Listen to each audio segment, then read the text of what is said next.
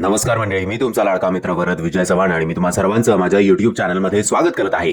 मंडळी, काल डुंकीला रिलीज होऊन 3 दिवस झाले होते आणि सलारला रिलीज होऊन 2 दिवस झाले होते आणि कालचं जे बॉक्स ऑफिस कलेक्शन आपल्यासमोर आलेलं आहे, म्हणजे आता अर्ली प्रेडिक्शन आहे, ते अर्ली प्रेडिक्शन बघून डुंकीला तर नो डाऊट चांगली एक न्यूज आहे, बट सलारच्या बाबतीत खूप मोठा ड्रॉप आपल्याला कालच्या दिवसात बघायला मिळालेला आहे. आता सर्वप्रथम आपण डुंकीचं पहिलं 3 दिवसाचं कलेक्शन बघून घेऊया. गुरुवारी रिलीज झाल्या डुंकीने कमवले होते 29.2 करोड. फ्रायडेला जो सलार रिलीजमुळे ड्रॉप आला होता तो आला होता -31%चा आणि फ्रायडेला डुंकीने कमवले 20.12 करोड.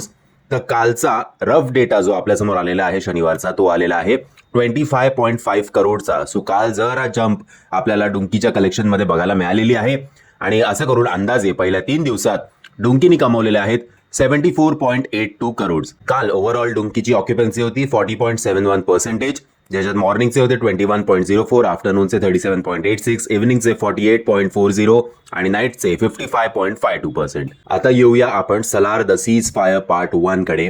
मंडळी, पहिल्या दिवशी रिलीज झाल्या पहिल्या दिवशी या सिनेमाने कमवले होते 90.7 करोड इंडियामध्ये, ज्याच्यात तेलुगूमध्ये 66.75, मल्याळममध्ये 3.5, तमिळमध्ये 3.75, कन्नडमध्ये 90 लाख आणि हिंदीमध्ये 15.75 करोडची कमाई या सिनेमाने केली होती. सो मेजर याचं जे कॉन्ट्रीब्युशन आहे 90.7 मधलं ते तेलुगू स्टेटमधनंच आलेलं आहे. आणि जसं की तुम्हाला माहिती असेल की सलारला भरपूर मिक्स्ड रिस्पॉन्स आहे, म्हणजे डुंकीला सुद्धा मिक्स्ड रिस्पॉन्स आहे, बट सलारला जरा जास्तच निगेटिव्ह रिव्ह्यूज येत आहेत. त्यामुळे काल अर्ली एस्टिमेट जे आपल्यासमोर आलेला आहे तो एक मोठा ड्रॉप आपल्याला बघायला मिळालेला आहे. कालचं अर्ली एस्टिमेट आलेलं आहे 55 करोडचं, म्हणजे पहिल्या दिवशी 91 करोडच्या आसपास आणि दुसऱ्या दिवशी जवळजवळ 55 करोड. सो एक मोठा ड्रॉप आपल्याला या सिनेमामध्ये कालच्या दिवसभरात बघायला मिळालेला आहे. ओव्हरऑल पहिल्या 2 दिवसात साधारणपणे या सिनेमाने कमवले आहेत 145.70 करोड. आता पहिल्या दिवसाचं आपण वर्ल्ड वाईड कलेक्शन या सिनेमाचं बघून घेऊया.